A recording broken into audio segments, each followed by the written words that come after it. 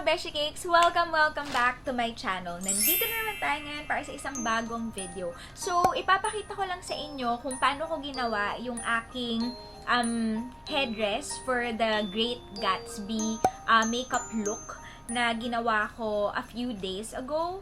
So, papakita ko din sa inyo guys sa video na ito kung paano ko ikakabit ang aking mga acrylic press-on nails. If you want to know more about this video, please keep on watching.